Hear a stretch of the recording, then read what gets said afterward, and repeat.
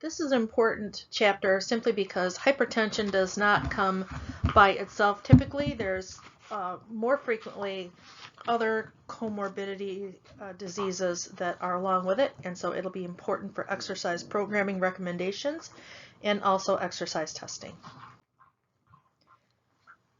First of all, the hypertension is defined as stage 1 having a systolic pressure greater than 130 and a diastolic greater than 90 or of 90 or greater. Now stage 2 is greater than 140. And so we're looking at stage 1 values here. We know that there are risks associated with hypertension, and also that most hypertension is called essential or idiopathic or primary because the cause is unknown. The other remaining 10% could be associated with a disease process or a result of some medications, over use of alcohol, etc. Awareness, we're getting an increase in more people understanding that hypertension is an issue, but we'll see that as we move forward why it's important to have education for awareness, treatment, and control, because it is linked to so many negative outcomes such as a stroke or a heart attack. Mean arterial pressure is cardiac output times total peripheral resistance, and the mean arterial pressure is something that is important when we are considering the long-term impact of hypertension on the blood vessels and on the heart. And when you have an increase in that total peripheral resistance, which is going to be associated with narrowing of the blood vessels, that's going to increase. As that becomes increased with hypertension, you can have a greater stress on the heart, and it ultimately damages the inner layer of the endothelium, and that is really the key point of causing or relation of vasodilation, and also important because it can lead to atherosclerosis and ultimately heart failure if it's uncontrolled for a long period of time. We know that blood pressure measurements are a skill, and they're really, this figure in your textbook indicates all the steps that you want to take to be able to get an accurate resting blood pressure. It is going to be the average of 2 or more blood pressures, and you have to sit for good 5 minutes comfortably, your feet flat on the floor. Make sure that your back is resting, your arms are resting, the cuff is placed in the right place. You haven't had any caffeinated beverages within 30 minutes, and that your equipment is working well.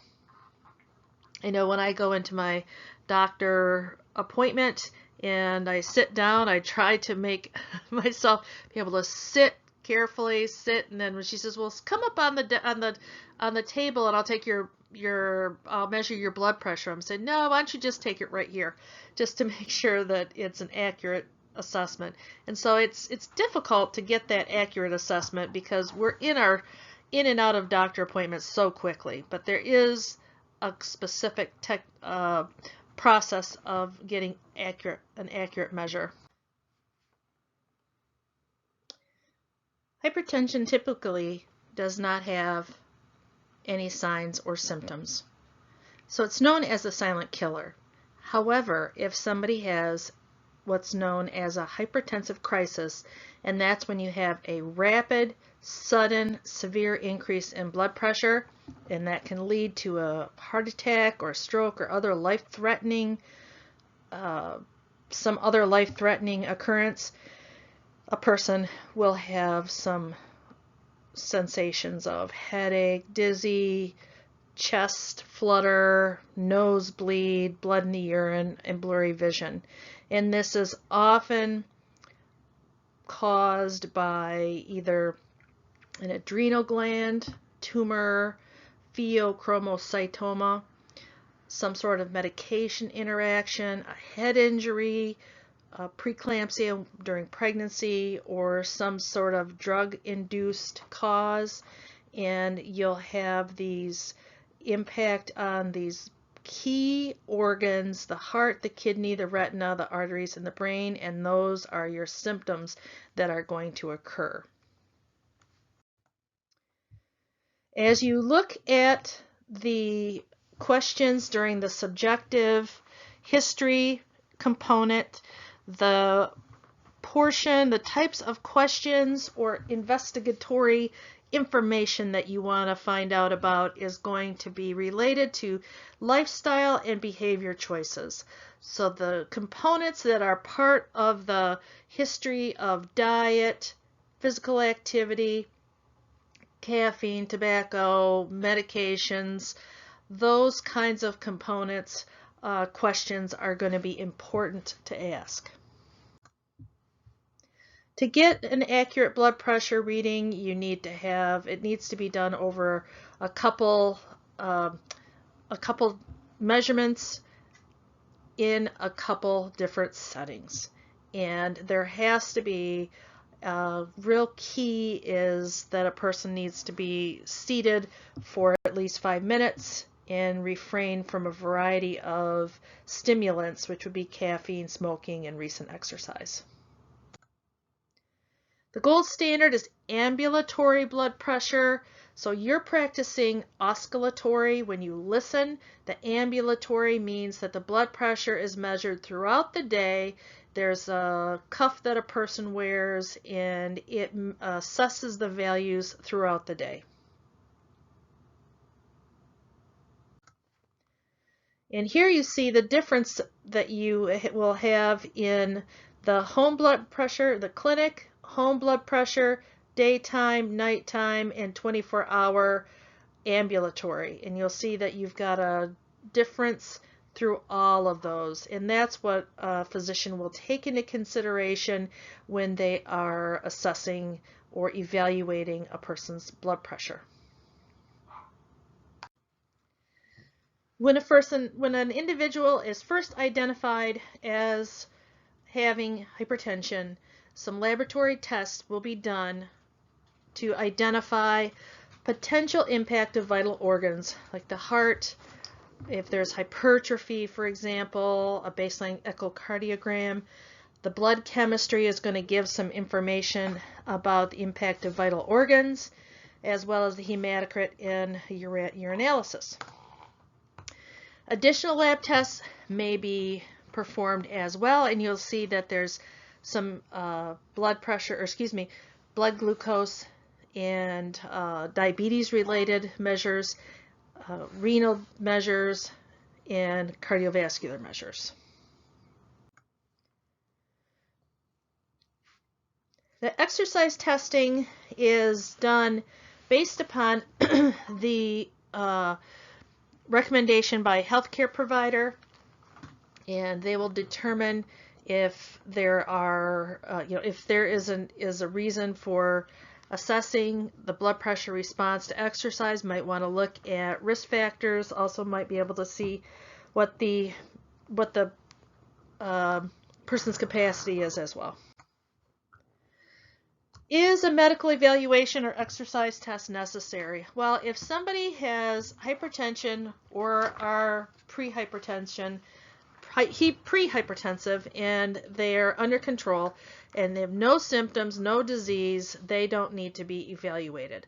But if somebody is sedentary, they have known disease, symptoms or no, they should have a medical evaluation. It's recommended.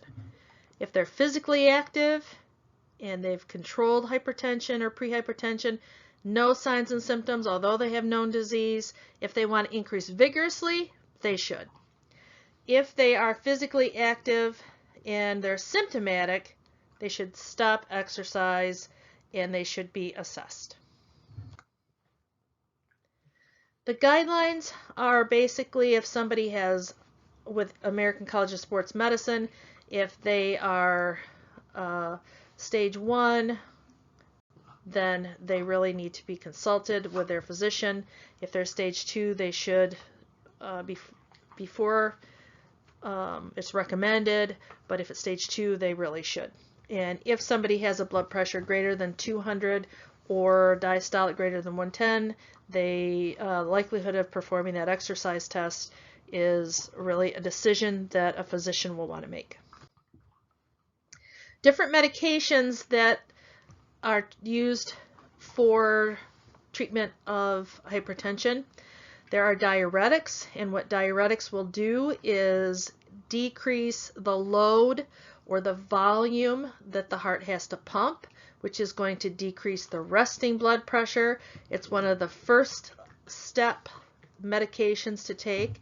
Lasix is the common one. The problem that you have with thiazide diuretics is that you could potentially have, if they're not potassium sparing, a person can get depleted in their potassium and have arrhythmias, and it could be life-threatening. If you also look at the hemodynamics during exercise, blood pressure will be decreased, the blood pressure response will be decreased, but it's going to help. And you'll see that it's indicated several times that the exercise capacity is improved for individuals with congestive heart failure. And that's down the road when we look at that. ACE inhibitors or angiotensin II receptor blockers, those also decrease blood pressure. They are first line for non-black general population, or if somebody has stable kidney disease with or without diabetes. Calcium channel blockers, another medication class, they decrease heart rate and blood pressure, and those are often a first line for the general population. But you can see in the consideration that diuretics can be associated with thermoregulatory function, or a person might get overheated. ACE and ARBs can cause disruption in sodium and potassium. And calcium channel blockers, a person might be susceptible or they're predisposed to post-exercise hypotension, so a reason why you want to have an extended cool down. Beta blockers are a classification that are often given post-MI or for congestive heart failure. Those also decrease heart rate and blood pressure. They can cause, as the thiazides, can cause thermoregulatory problems. Vasodilators, nitrates, and alpha blockers, those can predispose to post-exercise hypotension. So you've got different classifications of medications that are commonly used for treatment of hypertension. And I want to mention that if it's a diagnostic test, the medications will typically not be taken before the exercise test. If it is for exercise prescription, then the individual will take their medications as they normally do prior to the exercise test. Reasons why an exercise test would be discontinued is if the systolic blood pressure falls more than 10 millimeters mercury from baseline after increased workload, dramatic systolic blood pressure or diastolic blood pressure response, or your diastolic blood pressure increases during or after exercise, that's abnormal. But if it goes over 115, your test is done.